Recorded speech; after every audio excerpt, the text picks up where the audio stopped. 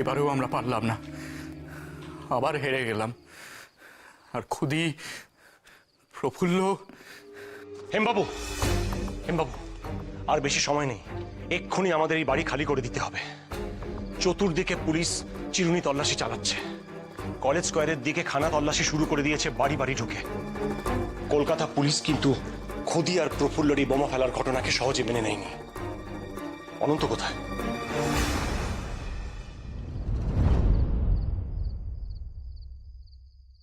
অরবিন্দ বাবু, আমরা ঠিক করেছি প্রফুল্ল চাকিকে যে বিশ্বাসঘাতক পুলিশ ধরিয়ে দিয়েছে তাকে আমরা ছাড়বো না। নন্দলালে খবরাখবর করতে যাচ্ছি আমরা। অনন্ত, অনন্ত, সেটা আপনি বাধা দেবেন না। এইটা আমাদের যৌথ সিদ্ধান্ত। আমি জানি না এখন এসব করা ঠিক হবে কিনা। আমাদের সকলের এখন গা ঢাকা দিয়ে থাকা উচিত। পুলিশ আমাদের খুঁজছে। অরবিন্দ বাবু, আপনি বলুন ওদের। হেমবাবু, এদেরকে বোঝানো যাবে না, কিন্তু আমি জানি যে আপনি বুঝবেন। আমি জানি এই সময় কোনো হঠকারিতা আমাদের সর্বনাশ ডেকে আনতে পারে। আমরা সকলে গ্রেপ্তার হতে পারি যদি সাবধানে না চলি। আমার কথা সবাই মন দিয়ে শোনো। হ্যারিসন রোড, স্কটল্যান্ড, আমাদের যে যে সমিতি যারা আছে তাদের সকলকে খবর দিতে হবে। কানাই, সত্যেন, শ্রীশ, মতি সকলকেই তল্লাশির খবর দাও। আমি গ্রে স্ট্রিটের বাড়িতে চলে যাচ্ছি। আর শোনো, 2 ঘন্টার মধ্যে সমস্ত কাগজ পুড়িয়ে ফেলে দাও। আর আর হ্যাঁ, বোমার মশলা যেন একটুও না থাকে এখানে। তা হয় না অরবিন্দদা। ক্ষুদিরাম আর প্রফুল্লর বলিদান ব্যর্থ হতে পারে না। ভাই অনন্ত, তুমি বেরিয়ে পড়ো পিছনের দরজা দিয়ে। উল্লাস, এ কিন্তু হঠকারিতা হচ্ছে। আমাদের আন্দোলনের কথাটা ভাবো। ঝুঁকি নিয়ে ধরা পড়লে আমাদের আন্দোলন কতটা পিছিয়ে যাবে একবার ভাবো তোমরা।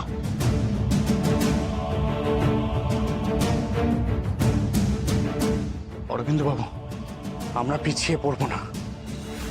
আমরা এখান থেকে যুদ্ধ শুরু করব। আমি রওনা দিচ্ছি নন্দলালের খোঁজে। বন্দে মাতরম, বন্দে মাতরম। নন্দলালের আর বেশি দিন সময় নেই। অনন্ত, অনন্ত, অনন্ত, আমার কথা শোনো। কেন বুঝতে চাইছো না তোমরা? এরপরে একটা বড়সড় বিপদ ঘটবে। উল্লাস, বারিন, বোমার খোল, রিভলভার যেখানে যা আছে সব লুকিয়ে ফেলো। কি হলো? এটা আমার নির্দেশ, তোমরা কাজ শুরু করো। অরবিন্দ বাবু, ছেলেরা উত্তেজিত হয়ে রয়েছে। আপনি একটা কাজ করুন, আপনি আর এখানে অপেক্ষা করবেন না। আপনি এগিয়ে পড়ুন, কারণ আপনি ধরা পড়ে গেলে আমাদের পুরো আন্দোলন কিন্তু শেষ হয়ে যাবে। আমি সব কাগজপত্র পুড়িয়ে বাড়ি ফাঁকা করে সবাইকে নিয়ে বেরিয়ে যাব। আপনি এগোন। হেমবাবু, তখন বড্ড দেরি হয়ে যাবে না তো? হেমবাবু, আপনি বুঝতে পারছেন না বাইরের অবস্থাটা? আপনি বুঝতে পারছেন না বাইরের অবস্থাটা এখানে বসে? দয়া করে আপনি এবারে এগোন অরবিন্দ বাবু, না হলে সত্যি দেরি হয়ে যাবে। এগোন এবার।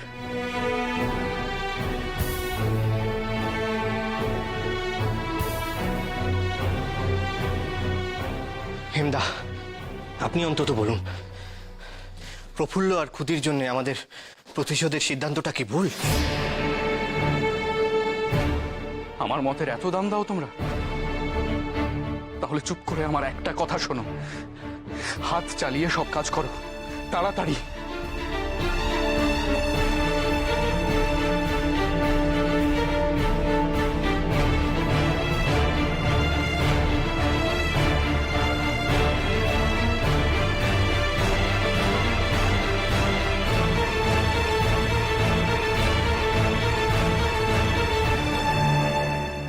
কেউ মুভ করবেন না।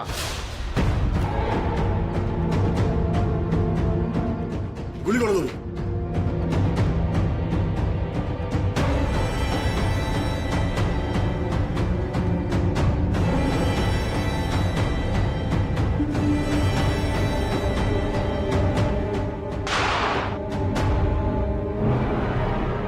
নড়বার চেষ্টা করবেন না, আমাদের কাছে সার্চ ওয়ারেন্ট আছে।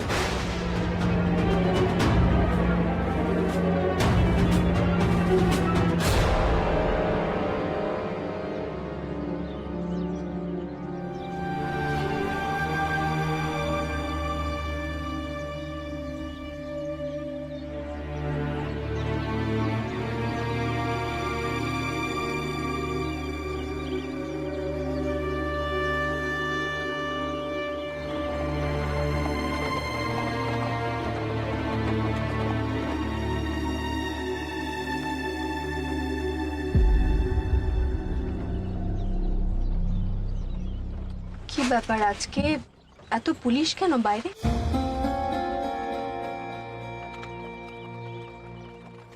আগেও তো অনেকবার কটক থেকে কলকাতায় গেছি, এত পুলিশ তো দেখিনি। তুমি আবার উঠলে কেন? ঘুমো। সত্যি মা, পথঘাটের অবস্থা একদমই ভালো নয়। কটকের বাড়িতে থেকে এসব কিছু টেরই পাই না আমরা। কাগজে তো দিয়েছিল ওই বোমা মারার ঘটনার পর পুলিশ খুব তৎপর হয়েছে। তারা সন্দেহ করছে চারিদিকে সন্ত্রাসবাদী কাজকর্ম চলছে, গোপন সমিতিও রয়েছে। যাকে ছাড়ো সেসব। আমার খালি মনে হচ্ছে প্রভা, আমরা আজই মেয়ের বাড়িতে যেতে পারবো কি? বাবা, আর দেরি করাটা উচিত হবে না। যত তাড়াতাড়ি সব ঠিক হয়ে যায় ততই মঙ্গল। তাছাড়া বিভাবতী বা কতদিন অপেক্ষা করবে বলুন শরতের জন্য? এরপর তোর মা বাবাও অধৈর্য হয়ে পড়বেন। বারবার তুমি একই কথা কেন বলো প্রমি? অপেক্ষা না করারই বা কি আছে? ওরা খুঁজলে কি আমার মেজো খোকার মতো আরেকটা ছেলে পাবে? শুনলেন বাবা, মায়ের কথা শুনলেন? মায়ের ধারণা মায়ের খোকাদের মতো ছেলেই ভূভারতে নেই। আচ্ছা মা, বাকি সবাই তো তোমার সঙ্গে সহমত নাও হতে পারে। প্রমি, তোমার মাকে এসব বুঝিয়ে লাভ হবে না। লাভ তো হবেই না। সত্যি সত্যি আমার ছেলেদের মতো ছেলে ভূভারতে পাওয়া যাবে না। শরতের মতো এরকম দায়িত্ববান ছেলে কটা পাবে ওরা? এমনি এমনি কি আর দেমশাই শরতের সঙ্গে কথা বলে এই বিয়েতে মত দিয়েছিলেন? আর যদি ওরা একান্ত অপেক্ষা নাই করেন, করবেন না, ওর থেকে ঢের ভালো পাত্রী আমি পাবো আমার মেজো খোকার জন্য। এটা তোমার রাগ না উদ্বেগ কে জানে প্রভা। তবে সবই ভালো। তোমার ছেলে যদি রাজনীতির বাইরে গিয়ে নিজের পড়াশুনো আর ভবিষ্যতের ব্যাপারে একটু বেশি উৎসাহী হতো, আমি আরেকটু বেশি নিশ্চিন্ত হতে পারতাম। ওকে তো আমরা সবাই মিলে এত করে বুঝিয়েছি, দরকার হলে আবার বোঝাবো। দেখাই যাক না এবার আপনার কথা শোনে কিনা। যাই হোক না কেন, শরৎ তো অবাধ্য নয়।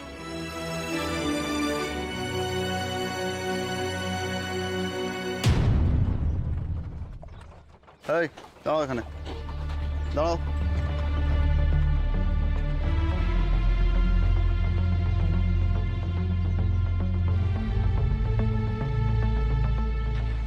তোমরা জানলা বাইরে দেখো না, কেউ জানলা খুলো না, কেমন? আমি দেখছি। তোমরা বসো বসো। তো বাইরে আসুন, বাইরে আসুন।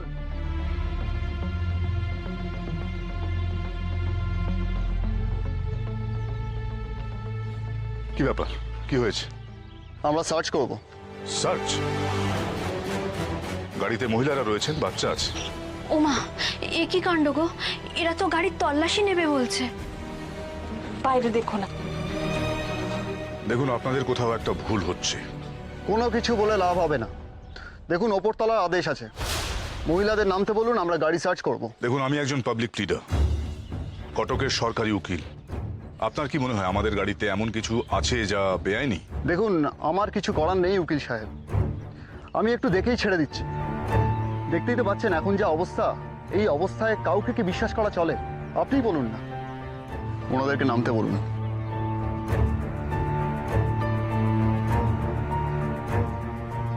তোমরা নেমে এসো, জিনিসপত্র সব থাক।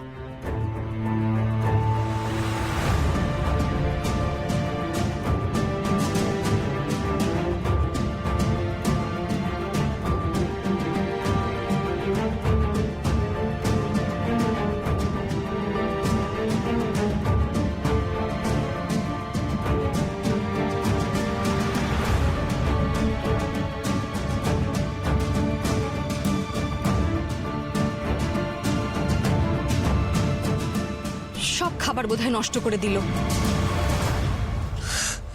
আমরা কি করেছি মা? পুলিশ কেন ধরলো আমাদের? আমরা কিছুই করিনি সুবি। একদল বখাটে ছেলে স্বদেশী করার নাম করে যেখানে সেখানে বোমা মেরে বেড়াচ্ছে, আর সারা দেশের মানুষকে তাদের জন্য ভুগতে হচ্ছে। তাই বলে এইভাবে সবাইকে হয়রান করবে?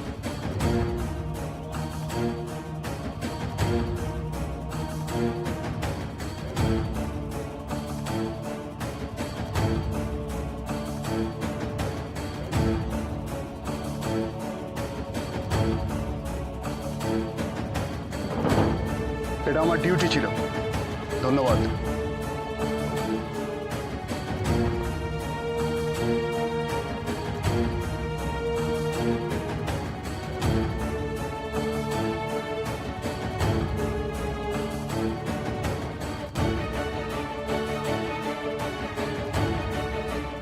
কি দরকার ছিল ওদের সঙ্গে হাত মেলানো? দেখলো গাড়িতে বাচ্চা আর মেয়েরা আছে, তবু তো হয়রান কিছু কম হতে হলো না আমাদের। কি ভেবেছো ওরা আমরা অপরাধ করেছি? আস্তে কথা বলো প্রভা, এটা তো কটক নয় যে সকলে আমাদের চিনবে। ওরা ওদের ডিউটি করছে। কটকেও তো ছাড়েনি আমাদের হয়রান করতে, কটকের বাড়িতে এসেও তো তল্লাশি করেছে। এইভাবে পুলিশ মানুষকে হয়রান করতে পারে না, আর একদিন সেটা ওরা ঠিক বুঝবে।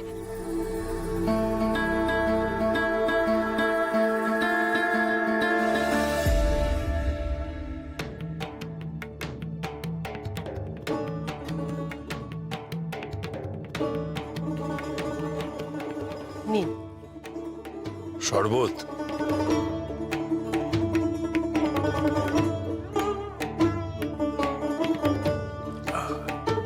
শোনো, জানকীরা এলেও কিন্তু একটু শরবতের ব্যবস্থা করো, যা গরম পড়েছে আজকাল। আপনি একদম চিন্তা করবেন না, আমি সব ব্যবস্থা করে রেখেছি। কিন্তু এখনো আসছে না কেন বলুন তো? চতুর্দিকে যা সব হচ্ছে ভয় করে। লাবণ্য, হ্যাঁ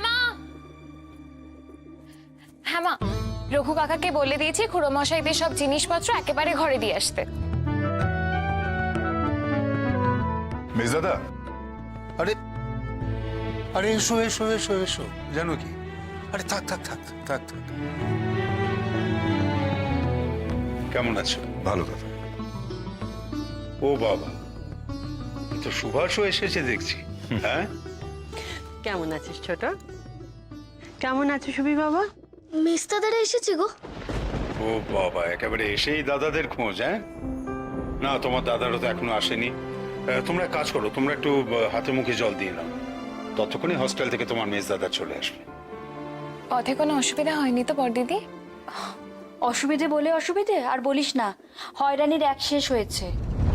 জানেন জ্যাঠামশাই কি হয়েছে? পুলিশ এসে কি ব্যাপার, কি হয়েছে? আমরা সার্চ করব। সার্চ?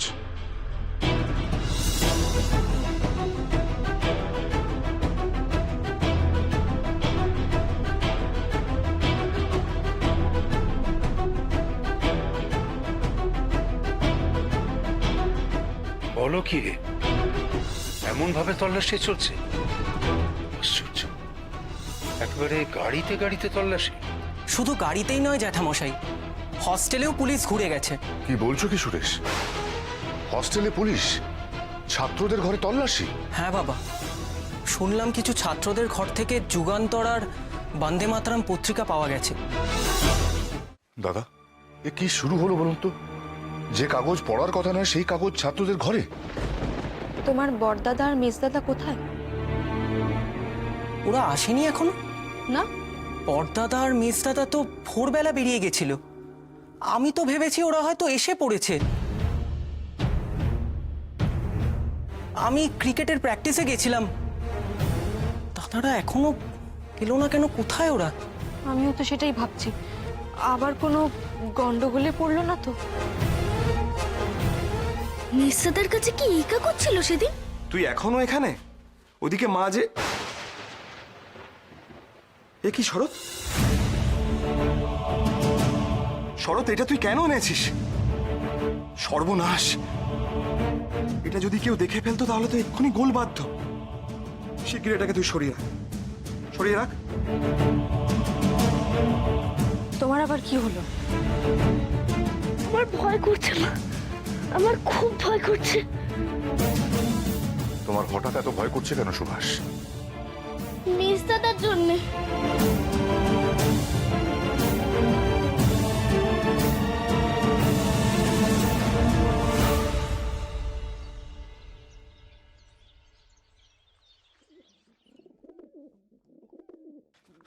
বড়দাদা, হস্টেলে কি হচ্ছে না হচ্ছে একবার গিয়ে তো দেখা উচিত।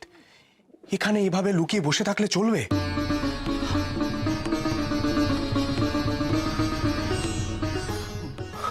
বড়দাদা, দাদা চলো বলছি তো। এখানে বসে থাকলে কি পুলিশ আমাদের নাগাল পাবে না, নাকি অনন্তকাল আমরা এখানেই বসে থাকবো? বন্দে মাতরম আর যুগান্তর রাখার অপরাধে কি সাজা হতে পারে বলো তো? চুপ শরৎ, একদম চুপ, তুই কোনো কথা বলবি না। শরৎ, তোকে আমি এর আগে কতবার বারণ করেছি যে তুই ওসব পত্রিকা কিনিস না, ওসব পত্রিকার সঙ্গে রাখিস না, কিন্তু তুই আমার কোনো কথা কানে তুলিস। এখন আবার জেদ ধরেছিস তোর হস্টেলে যাওয়া চাই। তুই কিন্তু ভুলে যাস না শরৎ, বাবা এর আগে টের পেয়েছিলেন যে তুই ওই বন্দে মাতরম আর যুগান্তর সঙ্গে রাখিস। উনি যদি আবার জানতে পারেন না যে তুই আবার এগুলো শুরু করেছিস, তাহলে কি হবে তুই একবার ভেবে দেখেছিস? শরৎবাবু, আর কিছুক্ষণ এখানেই থাকুন না, পুলিশ চলে গেলে না হয় এখান থেকে সোজা কোদালির উদ্দেশ্যে রওনা দেবেন। তবে একটা চিন্তার ব্যাপার তো থেকেই যাচ্ছে। শরৎবাবু, ওই কাগজগুলো কি আপনার হোস্টেলের ঘরেই রয়ে গেছে? আগে হ্যাঁ, না, ওই কাগজ আমি শরতের পড়ার টেবিল থেকে অনেক আগেই বিদায় করেছি। পুলিশ এসে হস্টেলে সার্চ করলেও কোনো কিছুই পাবে না। কাগজগুলো যখন সরিয়ে ফেলেছো তখন আমরা এখানে এলাম কি করতে বড়দাদা? এসেছি কি আর সাধে? পুলিশদের ওখানে সার্চ করতে দেখলে তুই তো কি হাজারটা প্রশ্ন করতিস, আর তারপরে যদি পুলিশরা জানতে পারতো যে তুই সেদিনকে ওরকম ভাষণ দিয়েছিস, তাহলে কি হতো? অজিতবাবু, অজিতবাবু, আমি আর আমার এই ভাইকে নিয়ে পারছি না। শরৎ প্রচন্ড একগুঁয়ে, আর সুবিও হয়েছে ওর মতো। এই অবস্থায় কি করব না করব কিছু না ভেবে আপনাদের এখানে আপনাদের বিব্রত করতে চলে এসেছি। আমাদের ক্ষমা করবেন। না না, আপনি এইভাবে কেন বলছেন? এখানে এসে এটা তো ভালোই করেছেন। আর আপনাদের হিন্দু হোস্টেল থেকে আমাদের বাড়ি তো কাছাকাছির মধ্যেই। আপনি বসুন না। বিভা এখনো... এই বিভা, বিভা একটু... বড়দাদা, আমি এখানে বসে থাকতে পারবো না, আমি হস্টেলে গেলাম। শরৎবাবু, শরৎবাবু,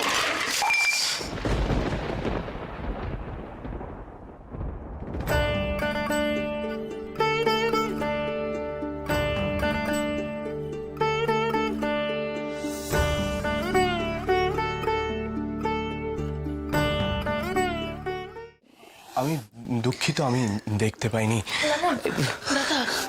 শরৎবাবু, আপনি ছেড়ে দিন, আমি দেখছি। আর আপনি দেখলেন তো, আপনার যাওয়াটা কিন্তু আর হলো না, বাধা পড়ে গেল। আমায় দেব। কি হলো আপনার?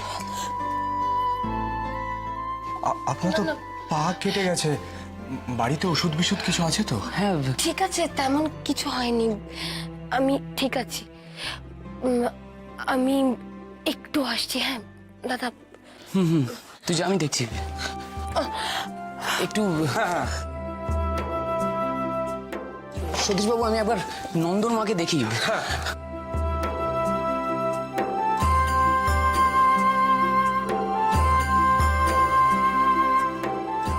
হাঁ করে দেখছিস কি? হ্যাঁ, যা গিয়ে দেখ মেয়েটার কতটা লাগলো। আচ্ছা শরৎ, তুই তখন থেকে ওই হস্টেলে যাবো করে না আমার মাথাটা পুরো খেয়ে ফেলেছিস। ভাগ্যিস দেমশাই আর মাসিমা বাড়িতে নেই, ওনারা থাকলে কি দেখতেন? হ্যাঁ, কি দেখতেন? যে ওনাদের হবু জামাই বাড়ির জিনিসপত্র তো ভাঙলই, আর ওনাদের আদরের মেয়েকে এইভাবে আঘাতও দিল। বড়দাদা, দাদা সবসময় এরকম বলো না। বিয়ে হবে কিনা ঠিক নেই, তার আগেই তুমি শুনলে না অজিত বাবুকে...